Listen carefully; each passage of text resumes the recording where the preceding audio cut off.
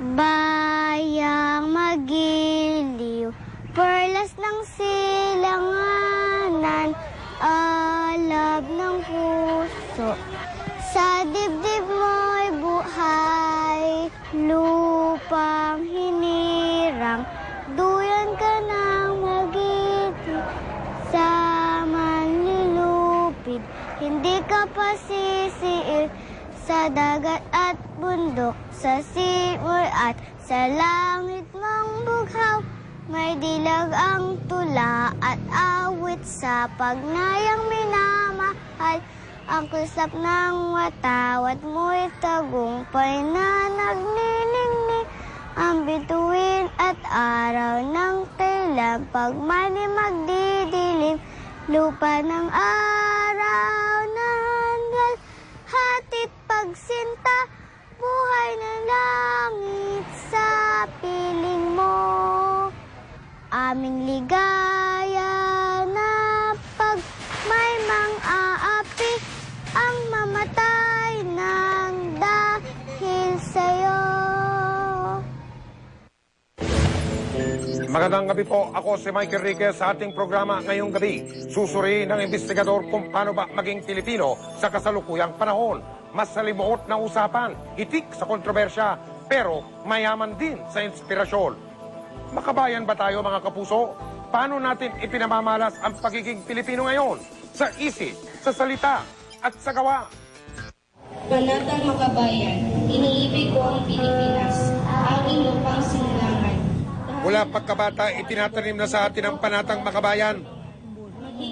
Sumpang nagsasabing, ibigin natin ang Pilipinas, pagkat ito ang tahanan ng ating lahi. Ialay ko ang aking buhay para pagkasulap sa bansang Pilipinas. Kung tatanungin ang taong bayan, alam pa ba natin ang ating pinanggalingan?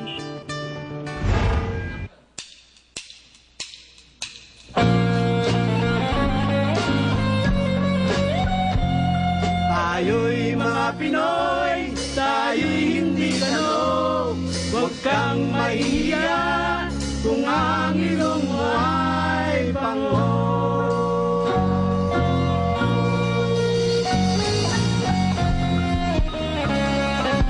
Sa silangan, ako'y sinilang, kung saan nagmumula ang sikat ng araw. Ako'y may sariling kulay kayo manggi, ngunit di ko maipakita tunay na sarili. May kasabihang, black is beautiful. Pero si Ashley, itinago sa dilim ang kanyang kulay. Hadlang raw ang kanyang kutis at sarat na ilong sa pagsungkit ng koronang beauty queen. Meron ka pang much better sa'yo, syempre doon yung mga tao. Eh kasi pango ka kasi. Syempre sasabihin na lang ng mother ko, di bale anak, next time, marami pa naman mga contest. So parang, ayoko na sumali. Kasi ganun yung nangyayari. Time will come, sabi ko. Maayos ko rin lahat. At dumating na nga ang taktang araw. Tanan! Siya na si Tamia Cruz. Malaki raw ang nagagastos para maging kawangis si Snow White. Hindi biro-biro yung ginastos ko kasi siguro yung injectable ko lang na twice a week is gumagastos ako ng 10 vials kasi yun. Gumagastos ako ng 1,000 per vial. Bukod doon, nagtatablet pa ako. Pero sa mga benepisyong nakukuha, feeling reyna na si Tamia. Halimbawa, yung pagka maputi ka, tapos maganda ka, tapos perfect ka, kahit saan ka magpunta kasi tinitingnan ka ng tao, kahit hindi, napapatingin sila sa'yo. Kuminsan kahit sa MRT na nakatayo ka, pag nakita nilang, uy, pretty, pauupuin ka, alam mo yun, yung lumalabas yung pagiging ng mga guys, tsaka ng mga tao kapag may itsura, pag maganda ka talaga. We have this colonial mentality kaya we always tend to look beautiful. Gusto nila patangos ang ilong, gusto nila maputi sila.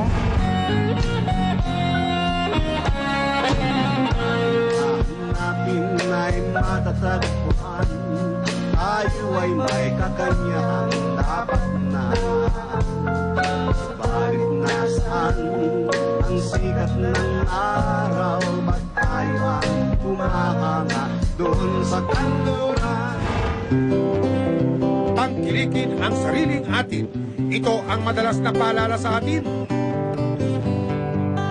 Pero sa pelikulang Pilipino, tila nahuhuli tayo sa pila. Sa 10 pinakapatok sa takilang ipinalabas sa ating bansa, 2 lang ang gawang Pilipino. Paduy, ganitong kasimpleng inilarawan ni Jeffrey ang pelikulang Pilipino. First thing that comes to mind is low quality. Although yung acting, I could say acting magaling. Pero overall, the props, yung sequence ng movie, talagang hindi siya maganda. Mula taong 2003 hanggang kasalukuyan, 3 lokal na pelikula pa lang ang kanyang napapanood. I get frustrated with Filipino Tagalog movies. Parang may return yung money ko na that I would spend. Dapat may return. So I would seek quality movies. Yeah. And most of them are Hollywood movies. Hindi rin daw type ni Jeffrey ang mga yaring Pinoy. Sa na-experience ko, most foreign brands are durable.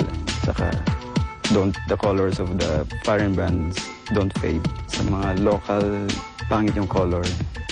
Mostly. Although there are local brands na maganda rin. Pero mostly, foreign brands are better than Mayroon isang aso na ipagod, siya'y umiyak, hindi matahod. At tulad ng iba ay inisista, pakikinggan, maging naman na lang.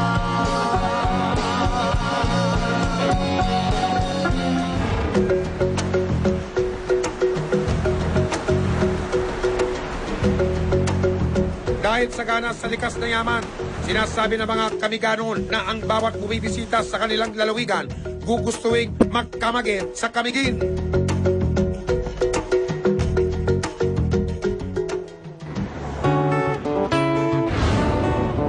Naniniwala silang sa pagsasalita ng Ingles may magandang kinabukasan na darating. Noong nakaraang taon, malawakang ipinatupad ng DepEd ng Camiguin ang Speak English Policy sa mga pribado at pangpublikong paaralan. Students will really prefer to speak English than Tagalog because if we implement the Tagalog speaking, we're just preparing for our future just in the country. However, if we will try to promote English speaking, we can use that in our future generation, like if we will work abroad, because foreigners cannot understand just Tagalog but English as our international language. Very good daw ang mga estudyante sa pagsunod sa patakarang ito. Precisely the mentoring program, and we also try to reach out to the children, to the students, so that they will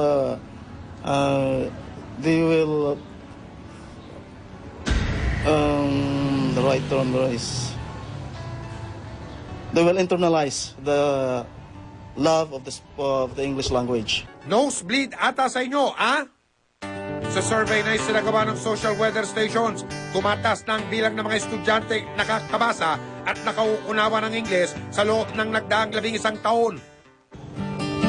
Aber, check naman natin ang elementarya.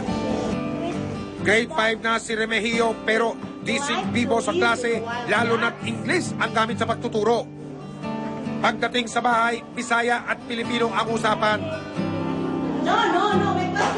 Kasi hindi kami marunong mag-English. Hindi pa ako, naka-absent pa ako. Tumutulong po ako sa papa ko. Ang kanyang ama kulelat din sa wikang Manyaga. Kanang kamay si Remigio sa pangingisda, pero umaasa siyang makakabingwit ng ibang kapalaran. Tumulong ako sa kapilya para maging maestro.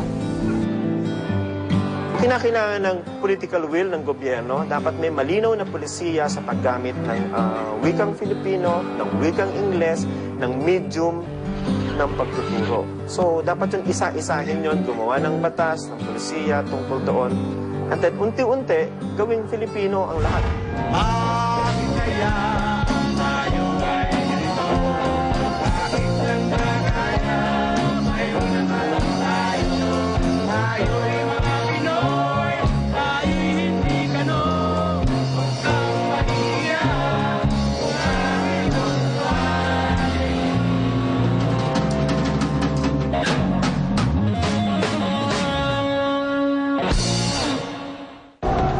Susunod, dakilang pagmamahal sa bayan, matutunghayan. Ang pagiging Pilipino ko hindi ko ipagpapalit kahit kanino man o kahit buhay ko, itataya ko dyan sa pagiging Pilipino ko.